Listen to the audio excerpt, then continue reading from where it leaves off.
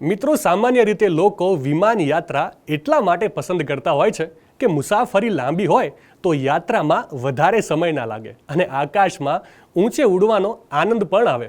પરંતુ આજે મારે તમને દુનિયાની એક એવી ટૂંકી વિમાન યાત્રા વિશે વાત કરવી છે કે ફ્લાઇટમાં બેસો અને ફક્ત 1.5 મિનિટમાં યાત્રા પૂરી.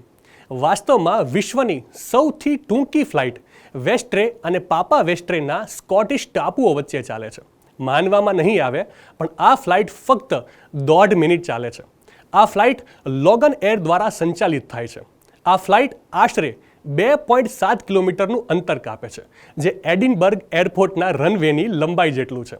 આ ફ્લાઇટ BN2B-26 આઈલેન્ડર એરક્રાફ્ટનો ઉપયોગ કરે છે, જેમાં માત્ર 10 મુસાફરો બેસી શકે છે.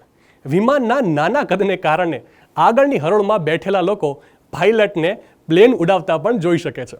આ બંને ટાપુઓ વચ્ચે 1967માં આ ફ્લાઇટ શરૂ થઈ હતી, જેણે વિશ્વની સૌથી ટૂંકી શેડ્યુલ ફ્લાઇટનો રેકોર્ડ પણ સ્થાપ્યો હતો.